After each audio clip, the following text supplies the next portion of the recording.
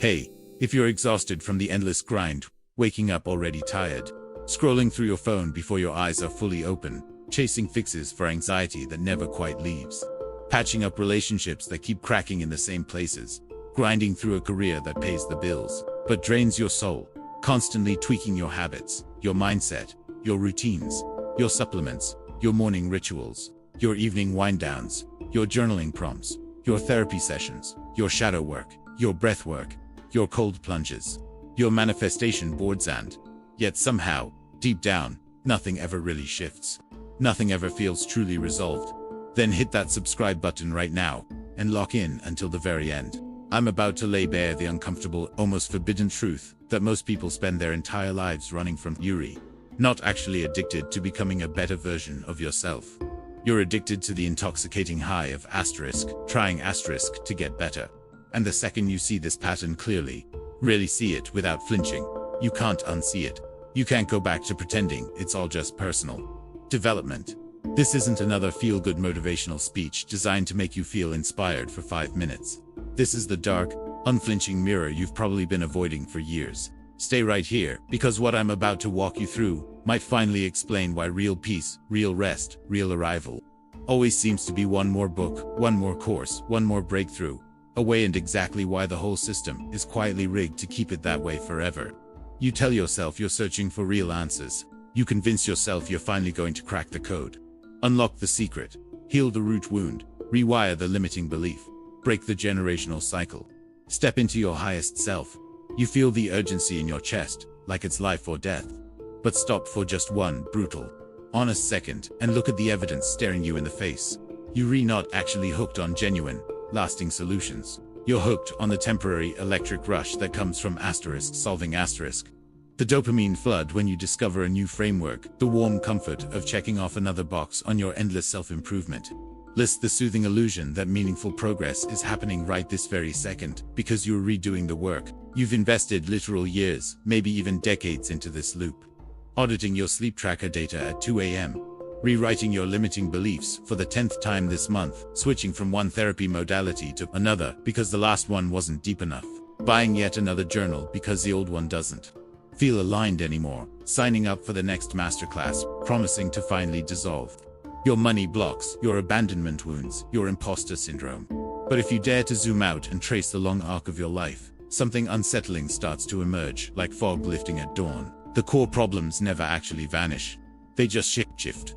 They get a fresh coat of paint, a new trendy name, a rebranded symptom. Same bone-deep unrest wearing a different outfit. New six-figure job, same gnawing anxiety that whispers you're one mistake away from losing it all. New loving partner, same hollow loneliness that creeps in when the lights go out. New aligned goals and vision boards, same empty ache in your chest that quietly screams you're still not enough. You'll never be enough. You'll always need one more fix. And yet you keep pushing. You keep solving. You keep telling yourself the next method, the next teacher, the next protocol will be the one that sticks. Because the alternative, actually stopping, sitting still, letting the unfinished feelings rise without reaching for a tool, feels like total surrender, like admitting you're broken beyond repair, like disappearing into nothingness, like becoming irrelevant in a world that equates your worth with constant motion and visible improvement. You were raised inside a culture that turned perpetual forward momentum into the ultimate moral virtue. Stillness got branded as laziness. Quiet reflection got mistaken for depression. Doing nothing became something to feel guilty about, something to apologize for at brunch. From childhood, they drilled the message into your bones. Move faster, stay ahead of the curve, outrun the silence before it catches up and forces you to look too long in the mirror and ask the questions no one wants to answer. But no one ever told you the real, hidden rules of this particular game you're playing. This isn't a game built to be won. It's engineered to loop indefinitely. A perfectly calibrated cycle of low-grade panic, flickering hope, brief moments of sweet relief when you think you've finally got it, then straight back into deeper panic. Why design it this way on purpose? Because a person who's always frantically busy fixing, upgrading, optimizing, and troubleshooting themselves is far too occupied to lift their head and question the bigger structure around them. Too distracted to feel real anger at how things are set up. Too mentally and emotionally exhausted to notice they running full speed on a treadmill that never moves forward. You've become the ideal technician inside a rigged machine, one that quietly breaks you down just enough to keep you coming back for the next repair kit. the next $97 mini course, the next $2,000 retreat, the next life-changing app subscription, the next viral healing trend. Productivity hacks that promise freedom but deliver more checklists. Mindfulness apps that track your calm but keep you glued to your screen. Biohacking gadgets that measure every biomarker but never ask why you're so obsessed with measuring in the first place. Self-help books stacked like trophies that never get reread because the high came from buying them, not from living them. Optimization routines that make you feel in control while quietly stealing more hours from actual living. They aren't curing anything. They're feeding your true, hidden addiction, not to peace, not to wholeness, but to the perpetual motion that keeps the discomfort at a manageable simmer. You genuinely believed you were healing, growing, evolving. The brutal twist most people never face. You were being quietly, profitably farmed. Your chronic anxiety got neatly packaged and sold back to you as content. Your childhood shame became a marketable vulnerability arc for likes and comments. Your self-doubt turned into monthly recurring revenue for coaches, therapists, course creators, supplement brands, journaling companies, meditation platforms, and the cruelest cut of all. When the fixes inevitably fail to deliver lasting change, you turn the blame inward. I'm not disciplined enough. I'm too broken. This is just how life is for people like me. I need to try harder. But it was never about hustle or lack of willpower. It was engineered, noise deliberate, sophisticated noise, masquerading as purpose, as growth, as the path to meaning. You were never meant to break free from the cycle. You were meant to stay pleasantly occupied, forever chasing a carrot made entirely of smoke and mirrors.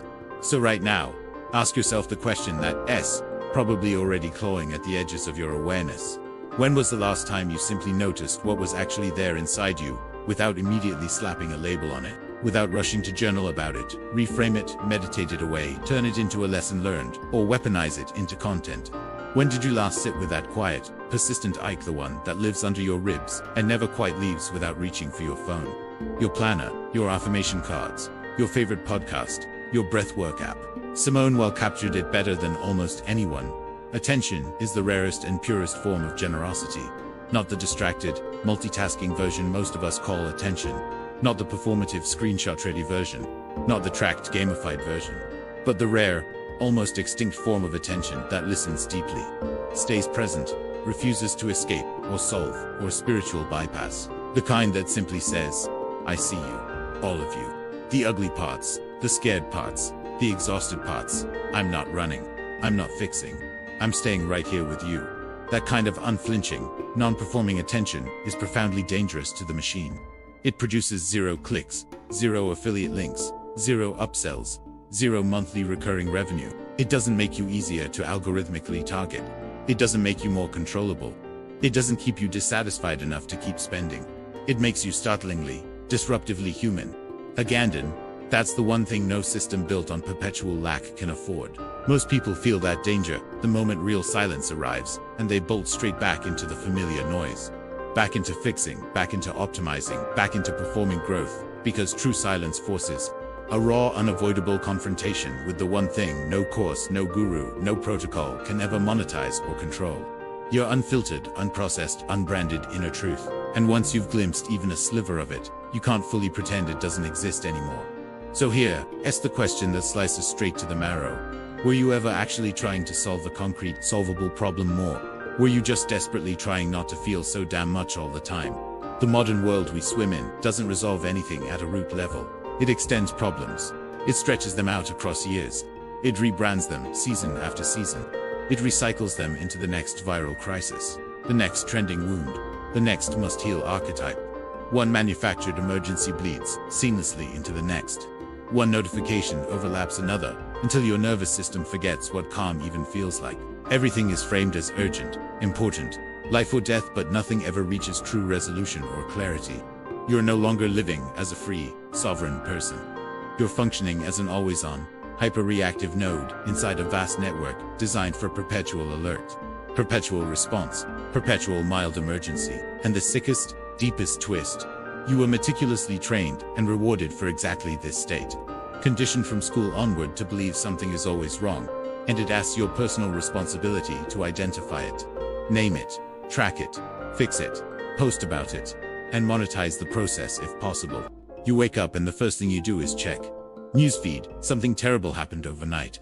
Socials, everyone else seems to have it together. Portfolio or bank app, am I still okay? Email, what new fires today? Body, heart rate variability down again. Cortisol, probably high.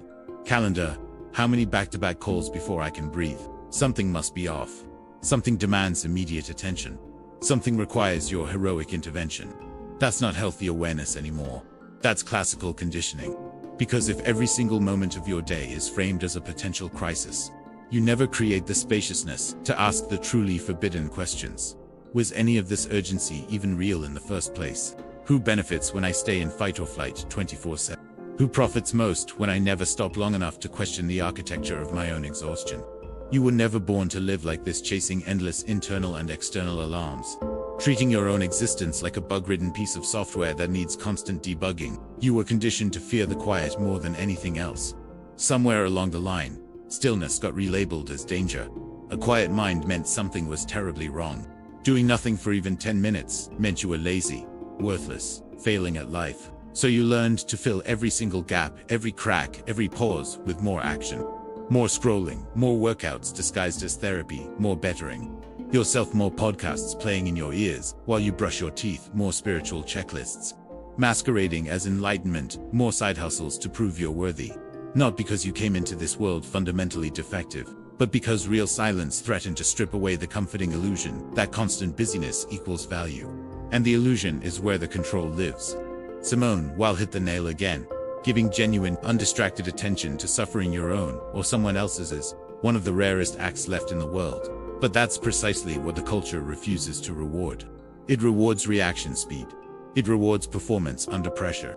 It rewards turning pain into productivity, trauma into content, exhaustion into aestheticized grindset quotes. You've been praised your whole life for staying busy, for packaging your breakdowns into comeback stories, for never letting them see you sweat or cry or rest. You've even sold a version of resilience that often looks a lot more like dissociation, wearing motivational camouflage. They told you to stay strong when what your nervous system was screaming for was permission to collapse, to feel everything, to break wide open if that's what was needed. But no one teaches breaking anymore. They only teach endless coping strategies with pretty names. So you keep reacting to every ping, to every intrusive thought, to every old wound that surfaces because reacting creates the sensation of control. Reacting generates momentum. Reacting makes you feel alive, purposeful, even as it quietly drains the last drops of your real vitality. You think you're managing your life with skill and intention, but you've been automated. Respond before you reflect.